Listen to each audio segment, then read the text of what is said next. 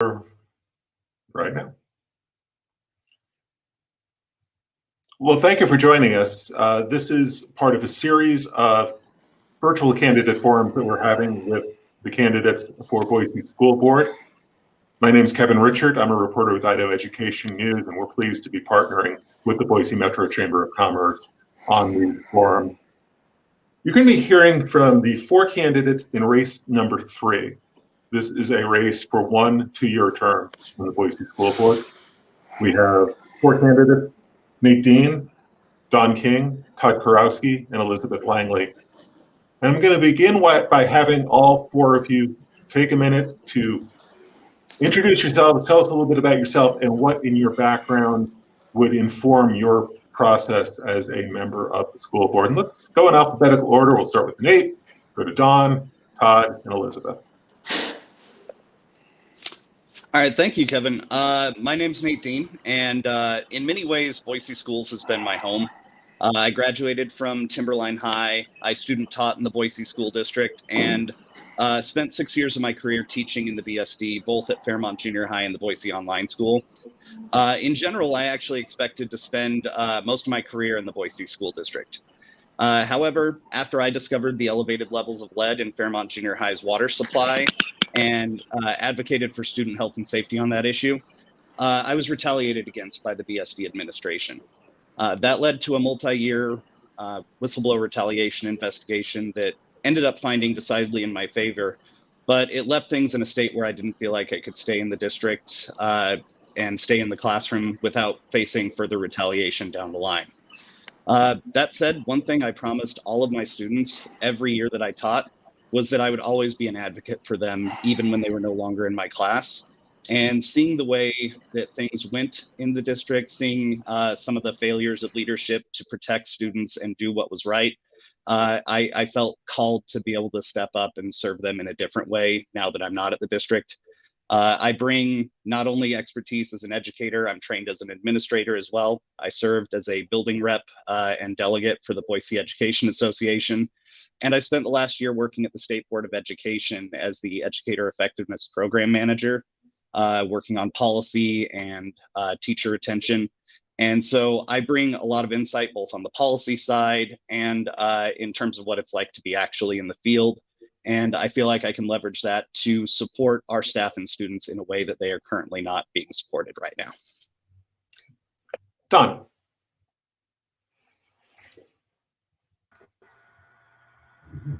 Well, my name is Don King, and I am a retired educator as well. I taught 31 years in the Boise School District. I also adjunct for Boise State University and NNU. My parents were both educators, and my father graduated from the Boise School District. I graduated from Bora. My children have graduated from the Boise School District, and I currently have 11 grandchildren in different stages. 3 of them go to Amity, 4 of them go to Bora. 4 go to West and 3 go to Bora at this time. I have my master's degree in literacy. I have traveled around the state teaching comprehensive literacy to teachers, and I have a really strong passion for reading.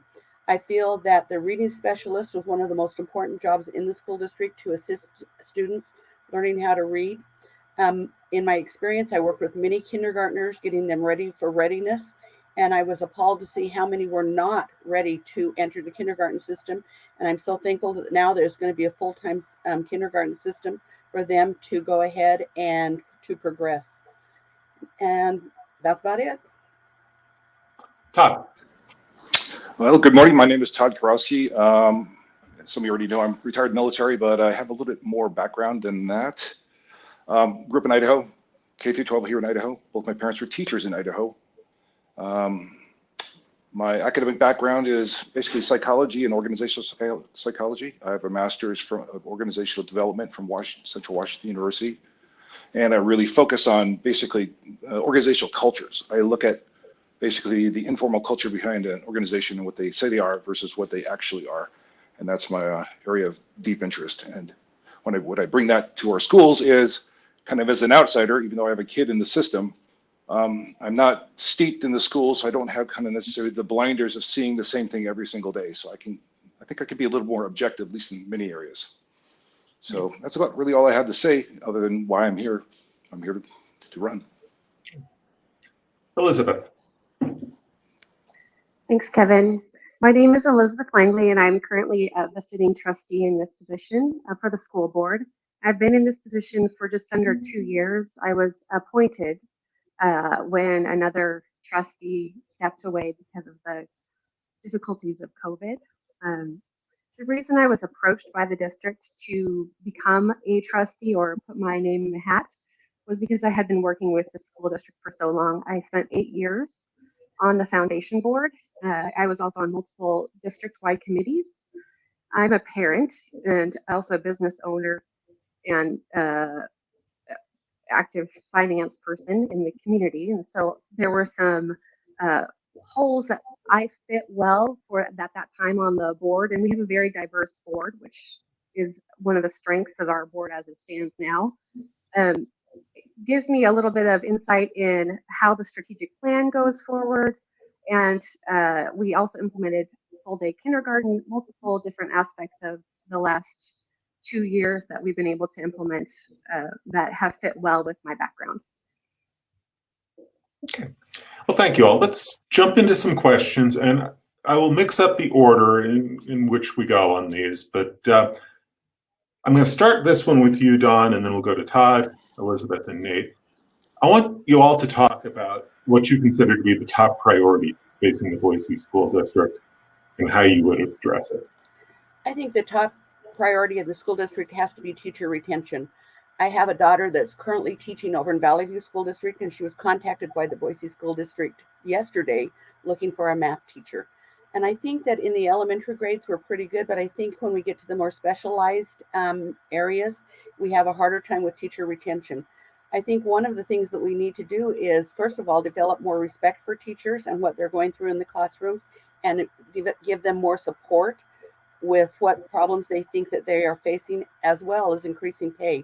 When the average pay in the state of Idaho for someone with a master's is over $95,000, and in the Boise School District, it's about $65,000. That's a huge discrepancy that needs to be addressed and taken care of through the legislature. I think that some of that can be addressed internally within the school district. Like I said, I think the teachers need to feel like they're more supported in the classroom, that they're not often in their own classroom, in their own world, and left alone to do their own thing. But I think that some of it needs to be addressed through the state legislature and the State Board of Education. Thank you. Todd. Well, I totally agree about the staffing challenges. It's definitely on my high list of things. The thing that's most important to me is the poor relationship between the primary customers, which in my opinion is the parents, and the school district.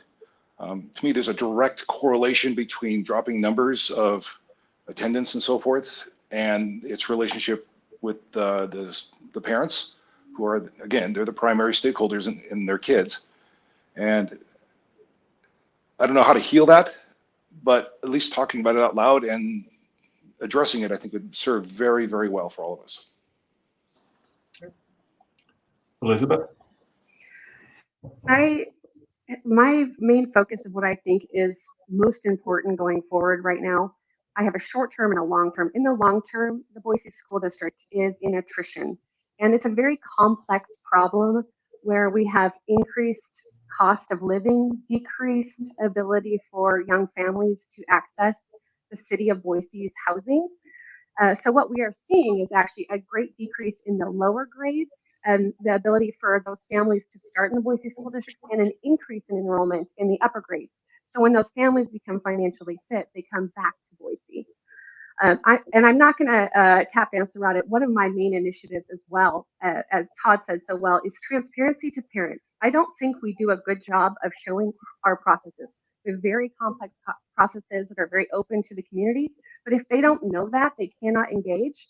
So I've been absolutely dedicated in the last 2 years to continuing to open that line of communication and education to parents on how do you get involved. Please be involved. This is the most important thing that we can have.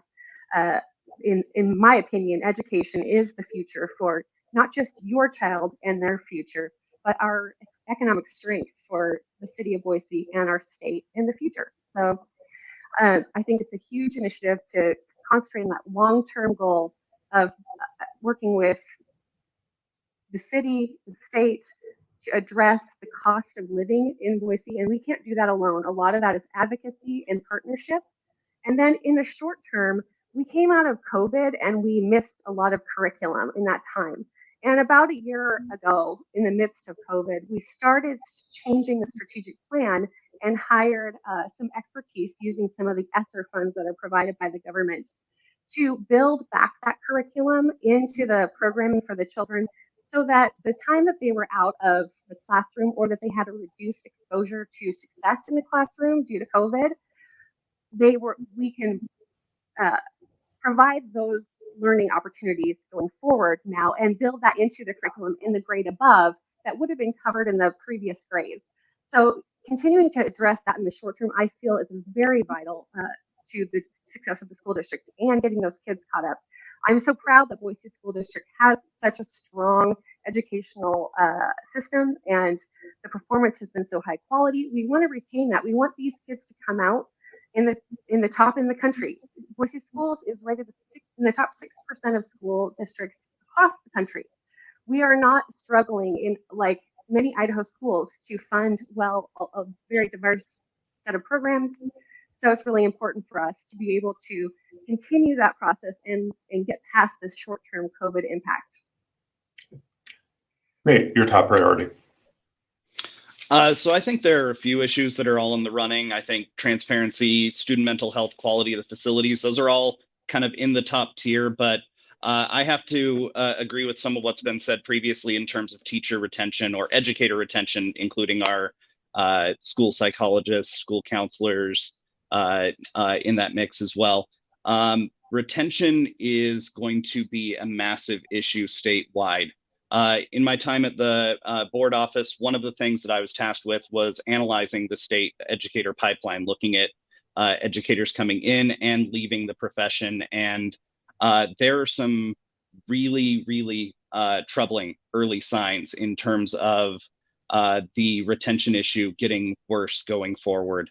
And while Boise School District has been resistant to that due to the higher salaries and better benefits that they've been able to offer than many of the districts around the area, all indications are that it's not going to continue to be the case going forward. And it's not just going to be hard to fill positions. So I think that as a district, since our number one priority is serving students and giving them the best education possible, you can't do that without learner-ready educators who are feeling supported, who are committed to staying in the classroom, working with kids long-term. Some of that is controlled by the legislature, unfortunately, in terms of having sufficient funding to be able to make salaries competitive. Some of it is based on the community tenor in terms of how educators are viewed and whether teachers feel supported in their role.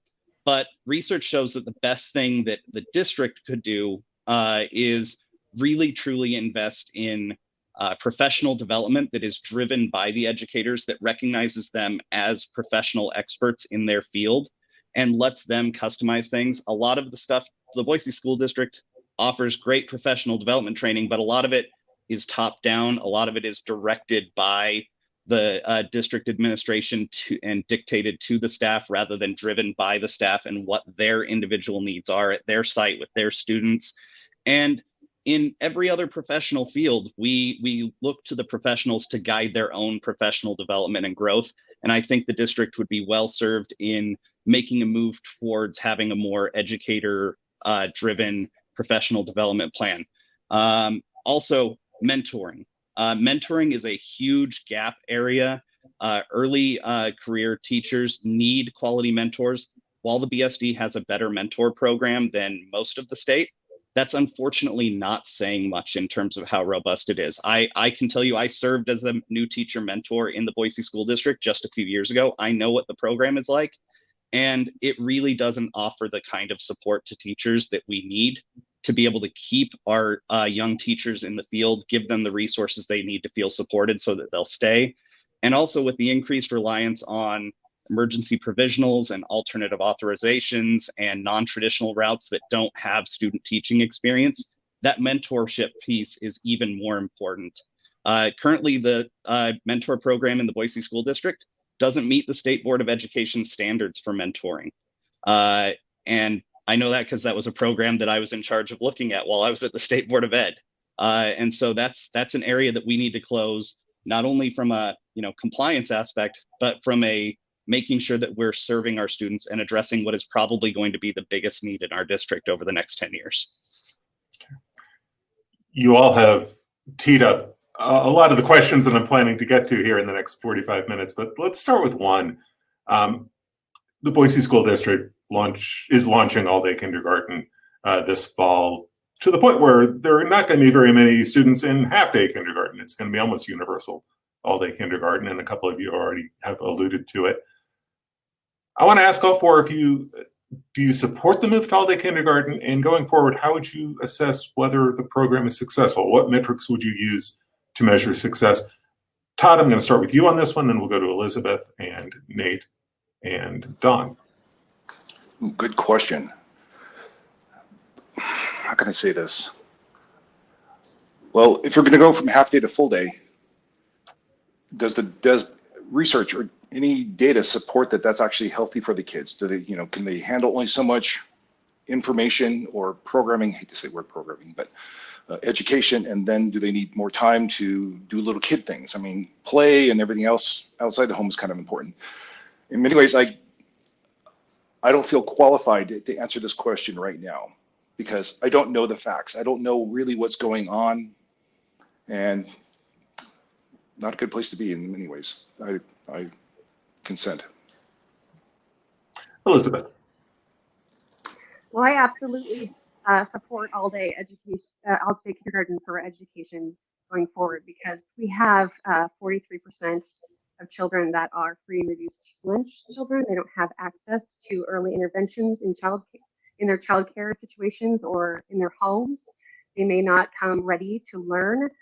And we can partner with those families at an earlier stage to prepare them, not with having to learn what's 2 + 2 in kindergarten. That's unrealistic. We really have built a curriculum of helping them learn how to learn so that they're prepared for school when they enter. I think that going forward, there is a huge amount of research that shows early intervention, including all-day kindergarten, even in the Boise schools, has been incredibly beneficial in when we look at our all-day kindergarten classes compared to our half-day kindergarten class, what they're looking like when they enter first grade. And there's just so much opportunity there for growth in those children if they do get that higher level of exposure. And then nationally, there's lots and lots of research as well. So we are definitely on board. We are not the first school district in Idaho to do this. We are one of many school districts to adopt this approach. And we will continue to assess. When we went through COVID, we actually brought in a curriculum expert. Her name is Jody Mills, and she has built some new assessment tools for us going forward that we're implementing, and we've implemented over a series of educator conferences this summer as we go forward. And that included a new mentorship program that will meet the state guidelines.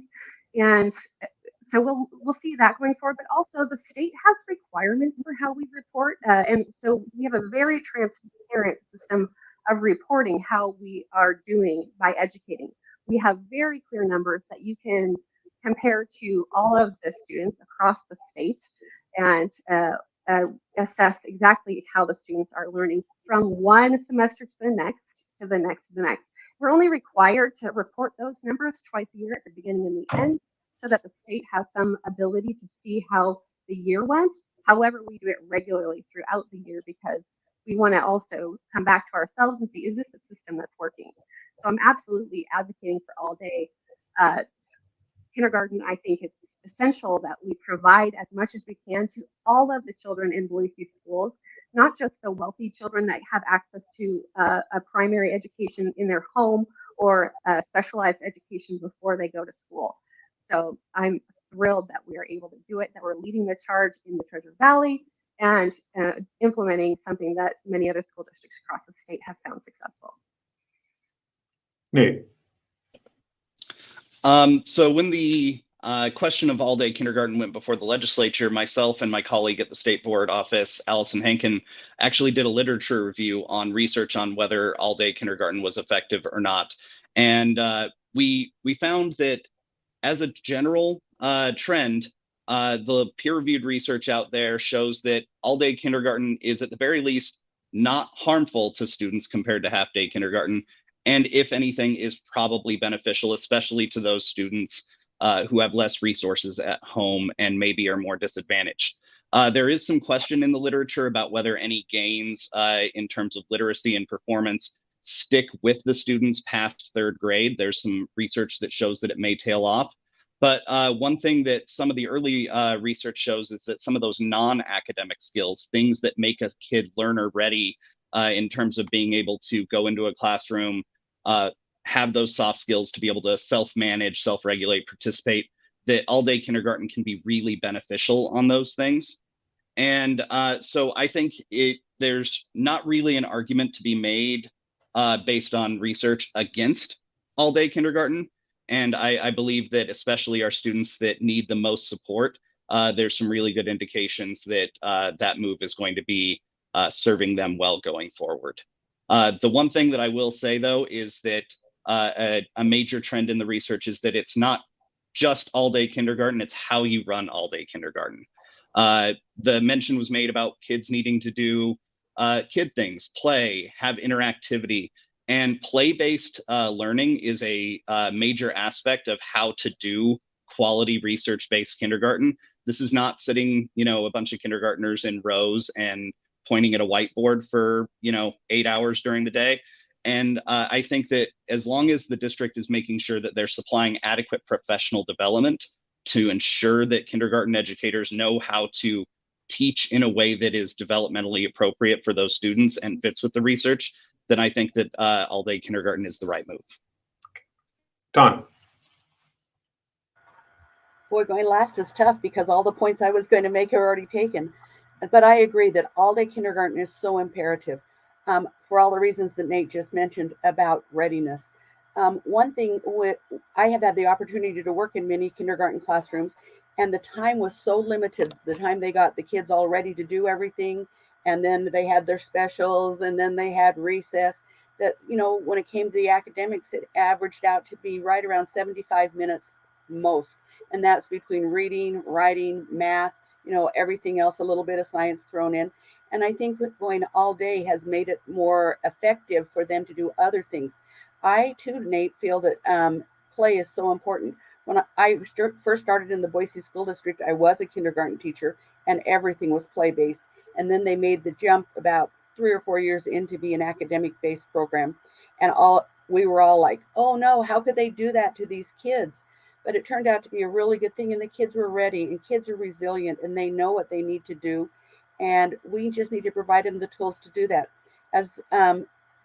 As Trustee Langley also pointed out, there is measurements that take place at the beginning of the school year and the end of the school year called iReady. It kind of tests, what they have learned during the year, tests their readiness and if they're ready or not. And I think it's also really important that teachers also gather the data on where they were at the beginning of the year compared to where they are at the end of the year, using, notes, assessments, anything else that they can, just to make sure that they know what they're doing. Elizabeth, I'm going to start this question with you, and I want to ask all four of you about pandemic protocols. And I know there's going to be a certain amount of talking about how this has all been handled the past 2 years. And I expect that. But what I really want to see us drill down to on this question is how the four of you would proceed on this issue going forward. If the science suggests that we're in a situation where you have to, or you may want to, or you may need to revisit some of your pandemic procedures and policies, how would you approach that as a trustee? So Elizabeth, I'll start with you, then we'll go to Nate and Don and Todd. Sure. Well, I think that we learned a lot over the course of the last 2 years. And I think that we made mistakes, that what we did right, was depending on experts, and not just national experts and guidance nationally, but local medical experts. And so interacting with our community, and then also we surveyed our community extensively, parents, teachers, actually students, secondary students, and our community members. So a lot of different voices at the table as we dealt with COVID. Now, going forward, COVID has been labeled an endemic. And so in moving forward, we have created what amounts to an endemic response to COVID, which is what does an illness that affects our community look like, and how do we keep our students safe? One of the positives that came out of COVID is just getting that like stricter level of understanding of how we keep our families safe in school from illness in general, all illness, including whooping cough, which has grown as people become less vaccinated in our community, and other exposure to illnesses, flus, colds, things that can put our elderly family members or at-risk family members in a situation of harm. All of those things now are being addressed by our policy going forward, which is our health and safety plan. And that health and safety plan really depends on a baseline called the district illness procedure. And that procedure is an outlined procedure where a family assesses how sick someone is.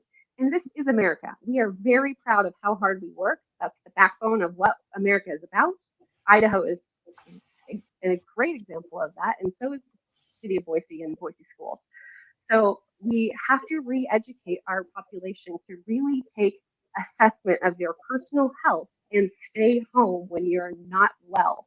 In the short term, with the variants that are out there now, that is an effective approach from the CDC, expertise as well in the community. We had reports from both St. Al's and St. Luke's that in the high level of COVID currently, we still don't see increased hospitalizations. So we're seeing that this has become truly an endemic, that COVID is out there. It's spreading, it's continuing to be what it is, but it is not doing what it was doing previously, which was great numbers of hospitalizations, putting our communities at risk. So while these variants we're continuing to see are manageable, we have a manageable system that asks our families to address illness in a responsible way. And we're actively and aggressively educating around what does our district illness procedure look like? How do you assess, are you too sick to go to work? Are you too sick to have your kids come to school? And that decision is a little lower bar than it used to be. So we need to really be strict with that personally at the family level. But it is a family decision. Now, going forward, the one thing that I can say that is the same, inconsistent in all aspects of life, is change. And we don't know what's coming around the bend. What we do know is that we've learned a heck of a lot, and we have a lot more people at the table now to make assessments if we needed to change swiftly. We also have, devices, internet, et cetera, that have been deployed, systems for all of that. We have great amounts of systems for both the online Boise school system and then the classroom to go online in the individual classroom setting for short amounts of time. So those are two very different systems that we've put into place that we can utilize if for some reason the next variant is a bigger threat, or if we find ourselves in a situation with a whole new thing that's not COVID. We have learned so much and we've come a long way. So I think we're really prepared to make swift changes. And we don't know what those will be, but we're ready. Nate. Thank you. So I want to go ahead and address the district's illness plan that they put forward and kind of reviewed at the board meeting last night. And I believe it's fairly similar to what was adopted last spring as well. And I personally think that it's a mistake to have a document like that in the situation that we're in that doesn't even mention COVID by name at any point. I understand the idea of wanting to move things towards a more endemic response that applies to all things. But the reality is, looking at what medical professionals are saying, we're not quite there yet. We are heading that direction. We're really still in a place where we need to be nimble and look at this as its own issue, separate from general health with other respiratory illnesses like the flu and whatnot that we of course want to control as well. I think that we as trustees none of us are experts on this. I'm trained as a scientist and I try to keep up on everything, but I'm not a medical doctor. I'm not a virologist and an immunologist. And so I would defer on those things to what the recommendations from medical groups, specifically groups that are not obviously influenced by politics to the same degree as like Central District Health are, like the American Academy of Pediatrics, the leaders of our local health systems, and defer to what those recommendations are. Honestly, I know that it's a contentious issue in the community, but if those groups recommended and said, hey, based on the current trends we're seeing, we need to have masks again because this variant surge is happening, I would support a move back to masks. If they say other mitigation strategies will take care of it and we don't need to go there, then I think that that's what would guide things as well. I think the priority, though, is making sure that we can keep kids in school and as safe as possible while they're in school. And whatever mitigation factors we need to look at to make that happen, that should be what we're considering. Going forward, my priority as a trustee would be truly addressing the problematic HVAC and air handling in our schools. I know that that's something that has been slowly being worked on in the district, but as Dr. David Pate mentioned in Idaho Matters on the Doctors Roundtable just a couple weeks ago, that's been the most glaringly overlooked area in pretty much districts across the board. We have older schools that the upgrade to the HVAC that was done was essentially slapping a filter in an old wall air conditioning unit that doesn't move enough air to make a difference. That's not making students safer in any real way. And I think that we need to realistically look at the fact that having proper air handling that can move things through not only is going to help prevent COVID transmission, but will also prevent absences due to any illnesses that we might be seeing respiratory wise. And if those measures are in place and if they had been put in place earlier, I think we could have had a much better conversation about whether masking was necessary to have as a requirement. Mask optional policies are a lot more reasonable to discuss when you know that your facilities have the proper air handling and that was not prioritized properly in the district. Don.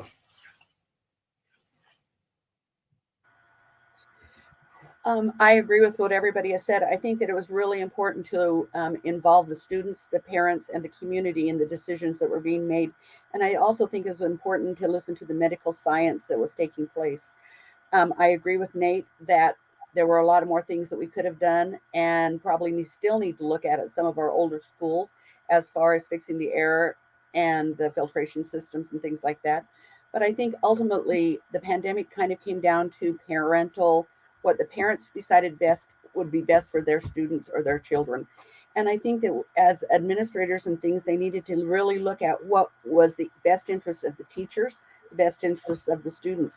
Keeping kids in class would probably be one of my top priorities after watching the effect it had on the lack of social development within my grandchildren during that time and how much they missed their friends and the interactions that they missed. They also really missed the interactions they had with their teachers. And online is not always the same as that hug or that smile that the teacher gives directly to them. I feel that the level of understanding that we've had about the pandemic at this time has also increased. But I agree with Trustee Langley that we don't know what's going to happen next, but the plan, at least we have a plan in place that we can build upon. Thank you. Todd. Well, I'm going to deviate a little bit from what everyone else is saying. Hey, this is a loaded worm here, loaded can of worms, in my opinion. What I really believe is I think this matter really belongs to the parents. I'm grateful we have great science out there, science that is constantly evolving and constantly getting new and updates to what's really going on.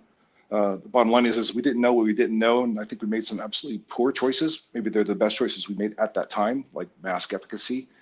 I am not a fan of the masks. I'm more of a fan of washing your hands and keeping physical distance and so forth. But I'm also not a biologist or virologist in any of those things. I like what you said about the HVAC. That actually was something I appreciate.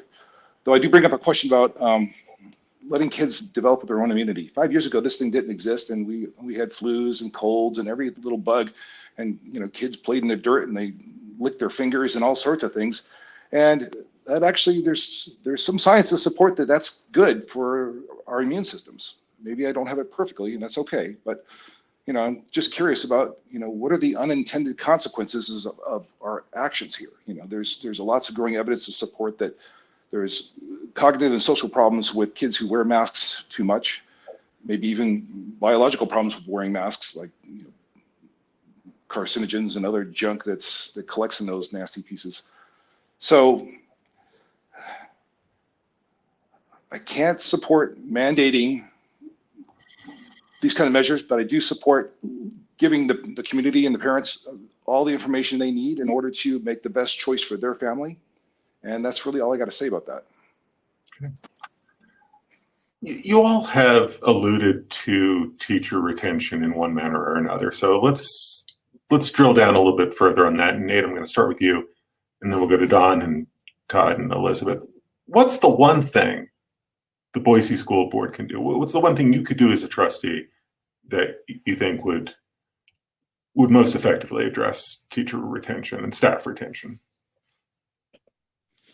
As I mentioned earlier, the most important thing that is purely within the control of the Board of Trustees is our mentoring and professional development, and structuring that in a way that supports our educators, give them what they need, and recognizes them as the trained professionals in the field who know how to target those resources to best serve their individual students, rather than taking a top-down model. The model of having everything come down from the DSC is this black box that staff and administrators oftentimes don't even know why it's coming down to them. It's just, what the word is from on high, which I can tell you, having worked in the district for 6 years, is the majority of the time that something comes down, that's the way it's received. Oftentimes, even our building principals will tell us, I don't know, that's just what I was told we're doing, so that's where we're moving now. That's not something that makes a teacher feel like a valued, independent educational professional. And I know staff who have left the district over that. That is a direct result of district leadership. And that is something that the Board of Trustees, it starts with them and can move downward from there. I think that needs to be the priority going forward, because other issues like salary, those are largely beyond the scope of the board to be able to act on their own. Don. I agree with that, and wholeheartedly. Being a teacher, all of a sudden the box shows up and there you go, and you get something else thrown on your plate.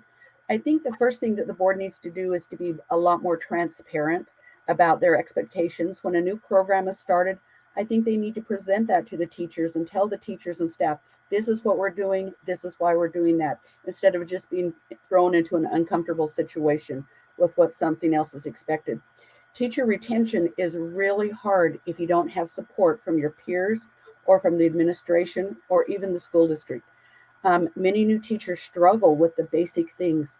When I was a brand new teacher in the Boise School District, my peer teacher, she came over to me and she said, show me your emergency bag. And I said, my emergency bag? And she goes, yeah, where you have emergency food, emergency clothes, emergency sewing kit. I didn't know about any of that. I didn't even know what she meant. And as a first grade teacher, within the first 2 or 3 days of school, I'd been thrown up on and had to access that bag. But this dear sweet teacher always was right there with me. We taught together for 28 years. I cried when she retired because she was always my biggest supporter. And I feel so bad for teachers that don't have that emotional support continually. I also think that teachers feel like they're not appreciated for what the expertise that they bring, or the information or understanding or college levels that they have. And I think it's harder in a junior high or high school setting where there's only one mere teacher that teaches the same thing that you do, instead of like through all the schools, like in elementary school. I also feel that teachers need to feel the support from the community. And I think that's one thing that the school district has started with the Golden Apple and the Red Apple, recognizing these teachers, and the meeting at the beginning of the school year where they recognize everybody's awards. And I know there's a publication called Around the District where they print all of these things. But now that I don't teach, I never see any of those. And I don't think the community sees any of those. And I think they need to realize what great teachers we have in Boise and all the accomplishments that they have made. And I think that if teachers were more highly respected, then they would like to make that their profession. I don't think people leave the profession as much for money as more that they are the lack of respect that they have for what they do as teachers. Thank you. Todd. Wow, this is a complicated one.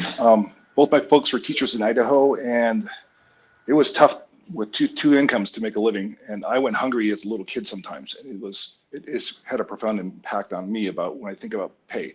I've sat down with teachers in our union, people who are teachers or are former teachers, and this is a complex mess. I mean, in some ways I kind of go, I know that they deserve a lot more pay. I mean, the things we value in our culture say that, you know, rock stars and athletes get a lot of money, and we don't give the credit to the teachers, especially the great teachers who serve with passion. And I go, I wish we could solve this problem, but how do you convince basically the tax base to support that? Because I think there's some misunderstandings there. It would be one of my guesses. I'm not an expert, but it's a guess. But the financial part is a significant one, considering our housing markets and everything like that, and the starting wages for teachers. It's kind of, it just doesn't make sense to me how anyone could even survive as a starting teacher in this town. Now the flip side is experienced teachers. Seems like there's, in some environments, there's some pretty toxic environments for some of these teachers. They maybe have too much ancillary work they have to do that takes them away from doing what they love to do, which is to teach. You know, I've met at least a couple that talked about burnout, just so much pressure put on them besides the teaching role to be there for these kids that I don't know how they can even manage. They basically wear themselves to the bone before they basically go, I can't do this anymore. I love teaching kids, but this isn't working. So again, there's no an easy solution here, but maybe how our community looks at, or the impression of what our teachers really mean to our community may need to be addressed a little bit. So that's all I really need to say. Elizabeth. I thank you guys all for your insights. I thought that they were very compelling. But I know at the school district that we are addressing continuous growth in our educators. Our teachers currently, the average time that they have been in the district is 14 years. 72% of them have master's degrees, and we provide support and financial incentive for them to continue on that process. So within the district, we want to continue to build that pathway for educators reaching for excellence. Additionally, with the new mentorship program, we have support in school for the teachers to have a mentor that is a curriculum-based mentor, as well as now all of their passing periods with either their same grade or their same subject are going to be at the same time, so that those teachers can come together in a way that they were not able to do in the past. And we have some other initiatives going on with intercession for educators. We had a lot like what Don said. We got some feedback that we really want to, when we roll out new educational processes, we get that feedback from the educator, because we aren't educators, but we do want to use the best in class systems that are available to our education system. So we have brought in those, but over the last summer, we've had 3 learning summits we've paid for teachers to come in over the school year, learn this new curriculum, give us feedback, see if it's something that they are feeling comfortable with, and maneuver it forward as we're moving forward. And that's been very successful. We'll see how that goes in the short term. One of the other things that we're asked to do as trustees is to advocate for educators at the state level. I sit on the legislative and government committee. We interact with our state government and our national government through ISBA to try to advocate for educators. We also we're the only district that I know of that has a full year negotiation process with the teachers union. We don't start right before their contract is up. We negotiate from day 1 of the school year to the day that the contract is signed, and then the next day we start negotiating for the following year, because it's so vital for us as a district to have those standards set by the teachers and educators. So that's part of the process that I think is very important that we continue to go forward. And that's something that started about 7-8 years ago, that they started that process called interest-based bargaining. And it's a different tool than it's harder. It's a lot more work. People have to come to the table and compromise, and it's a lot of communication, but it is a much more successful tool to advocate for educators. So those are important things. I think we are leading in those spaces, and our retention is the best in the Treasure Valley by far. We continue to retain teachers, and I'm very proud of that. However, this feedback is great to hear, and I think that's some of the stuff that we had heard from some of the teachers, and that's why we did those learning summits, to really get feedback over this summer as we move forward to implement new curriculum next year. But again, state level, we need to continue to advocate, because what Todd said is right. People are not advocating for education right now. I don't know why people are upset at teachers or feel like teachers are taking advantage of the community, etc. But I know how hard these educators worked through COVID and putting children first. And it is our job to continue to advocate for this to be a career that is impacting the future of everything in our world, so that we continue to have their back and provide the state feedback so that they continue to have pay increases and job security. Okay, so we've got about 14 minutes left here, and there are a couple of topics I definitely want to get to. And Elizabeth, I'm going to start with you as an incumbent on this one, and then we'll go to Nate and Don and Todd. So much of the education debate right now nationally, state level, even at the local level, has centered on topics like critical race theory, indoctrination. The Boise School District was subject of a records request on this topic about a year ago. Is there any validity to these concerns in your view? I think that I understand that there is validity to parents wanting to protect their children and teach them what is important and valuable to their family, and their family values being what their child is exposed to. I think that's valuable. Do I think that Boise Public Schools is teaching critical race theory? I absolutely do not think that. We have a comprehensive policy in place of overview of all materials that go out to students. And we also have a policy in place for any parent to be able to request that their student is not exposed to any of the material. Additionally, if they see a book that they think that the entire district should not be exposed to, there's a process that they can actually, a parent or guardian or a person even that just resides in the district, if they wish to have a book or material reconsidered, they actually can put in a form, and it goes through a deep process where a multi-stakeholder committee reviews that piece of material, and then whether or not it's approved or pulled, goes forward. So I think we are striving to make sure that parent choice leads what students have access to, but that we are also raising thoughtful humans, educating them to be thoughtful and be able to make discerning decisions as adults. Now, I will say, if there's also disciplinary processes in place. So if there was a teacher or a single person making decisions outside of the district policy, then they would go through a comprehensive disciplinary process. And that's something that we also have a rigorous approach to.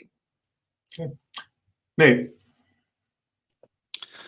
So I hesitate to address the issue of critical race theory, however you want to term it, directly, just because I think it really depends on what definition of that term you're using, whether an answer goes a certain way or not on it. But as far as like the general concerns regarding indoctrination of students, materials that are pushing a political agenda, the things that were raised by the indoctrination task force, honestly, it's politically motivated. I, both as a teacher in the field and working at the State Board of Education, where that topic was discussed really heavily while the indoctrination task force was meeting, I have seen absolutely no evidence that that is a widespread concern or that there's any real there. I think that it's become something that has been a political dog whistle to be able to motivate people to come to the polls. And I know that this answer may not make that popular with everybody, but honestly, our teachers are there to serve their students. They're there to help educate them and turn them into independent thinkers, whether that means they think the same way as the teachers or not. And teachers themselves are not a monolith in terms of their belief structure either. I think that narrative has been extremely damaging to our educators, and there are signs that narrative is actually one of the things driving the lack of teacher attention and what is likely to be a big exodus from the profession. And so I think giving it any ground is a really dangerous territory to stand on. That said, I will say that I think that the lack of transparency by the Boise School District and its leadership has fed into that narrative. It's really easy for misinformation to grow when you can't find the truth. I know staff who have tried to find out exactly how much money is being spent on X or Y program, and short of submitting a public records request, even though that should be easily accessible information, they can't find it. I know plenty of parents who, when decisions have been made and the board states that they've had a stakeholder work group, the question comes up of like, well, how did they select that? I never heard anything about this selection process. I've seen surveys sent out where the information is cherry picked. The response rates are not actually reported, and only the questions that that ended up with answers that supported the decision that the district administration was already planning on going with are shared out at public meetings, where the questions that maybe were a little bit more mixed or would have undermined that direction are left hidden or not even mentioned that they were in the survey to begin with. And so I think that lack of transparency, the process being problematic, has fed that narrative, which is really hurting our education system as a whole and leading to teachers leaving the field. Okay. Don. Langley on this as well. I don't think that this is really something that the teachers have taught, or that is something that is prevalent in our schools at all. And I think there's a process in place that parents that have any questions, they have the right to see their curriculum. They have a right to, question the teachers. They have rights to make decisions for their children. And I think that this is an issue that is politically driven, and it is not something that is taking place in the Boise School District. Thank you. Todd? I think this is a trust issue myself, because with a vague operational definition of what is CRT, everyone has between 5,000 people, there's 5,000 different definitions. So there's misunderstandings galore, parents, teachers, administrators, politicians, everyone. And I mean, I've done my own study on it, and I have my own impressions and opinions about this matter. But when it comes to our schools, frankly, I don't know if it's there or not. But from my definition, I see what some of my kids bring home. I go, well, that's kind of weird, but that's not necessarily a problem. So again, if the parents, we all had an agreement of what this actually means, and the teachers were all on the same page, there would be less misunderstanding on the matter. So people would they could look at it and go, this is or isn't, but that's not really the case. When I talk about the trust issue, again, I think there's a deep-seated distrust from parents. I think the primary stakeholders here in our community, schools, with the school. We've talked about transparency problems. There's more than transparency problems. There's a toxic environment there too. I hate to use that cliche term, but I'm concerned about it, because I've talked to a number of parents, and it rattles some people something fierce, whether it's happening in our schools or not. There was a breakdown in communication, and I think we need to kind of circle our wagons and have a good conversation and kind of work through our crap, so to speak, so that the parents and the schools are all on the same page and moving forward, hopefully. That's really all I got to say. Okay. Well, let's hone in a little bit more on this. And Don, I'm going to start this question with you, and then we'll go to Todd, Elizabeth, and Nate. We saw in the Nampa School District the decision to ban 22 books from the libraries earlier this year. And I'm trying to get a sense from all four of you. Do you envision a scenario where you, as a trustee or a prospective trustee, would remove books from libraries? Don, we'll start with you. No, I do not believe in banning books whatsoever. I think that this is parental control, And if a parent doesn't want a student to read a book, they should have the right to say, sorry, my child's not reading that book. Because there's so much great literature out there. I would never be the one that would say, sorry, this is not a book that's acceptable, even though it has a purpose for this particular group of people. However, as a teacher, I feel that they need to value what the parents have to say about books. I think there are many books that cover the same kind of topic that can be used rather than assigning one specific book. But I really feel banning books is a bad precedence, and I don't feel that that is something that I would ever support. Todd. Totally agree, though there are some caveats to that. It's a slippery slope when you start banning books. I mean, and I really do think, and the school's done a pretty good job with my kids bringing home permission slips to say, we're going to talk about this book or this movie that may be even R-rated. I have that choice as a parent, and I really appreciate that when that's presented to me. Now, there's another problem.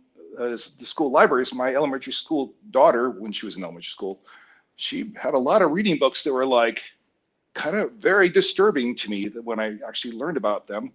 And I go, is there some loss of, maybe it's not in classwork, but maybe they're being presented information that may be inappropriate to them in our libraries. And it's one I don't have the answers to, and I go, I really want to know more about this, but to me, it's a critical conversation I really want to have and find out what the rest of the story is. But banning books, not a good place to go. Parents need to be first here. Elizabeth. I absolutely do not think that we should be banning books. Part of the value of the Boise School District is that it serves a great number of different types of families. We have over 90 languages spoken in the Boise School District. We have family representation of people in foster care, homeless children, children with a traditional family unit, and children with untraditional family units. And all of those children need representation available to them. So I think it's absolutely essential that a family dictates what their child has access to, absolutely, which is why we have policies to send home those permission slips, to get that parent involved. And in families that we also, families that don't want these children to see diverse types of families in our community, they are going to school with those kids. And those kids are represented in their classrooms. And these kids, their family is going to have to, each family is asked to prepare their child for the world in however they feel is right for them. And I don't think that we should trespass in that space at all. However, we are a public institution providing education for every child, no matter what their background. And a child doesn't get to pick their background. They don't get to pick who their parents are. They don't get to pick what happened to them before the age of 5. So we are asked to be there for them and provide education for them. Books should not be banned. I can't imagine us going back into a position of time where we are teaching our kids that they do not have the right to make decisions. That's not America. That's not the US that I believe in, or Idaho, or the city of Boise. So I believe that we will never ban books.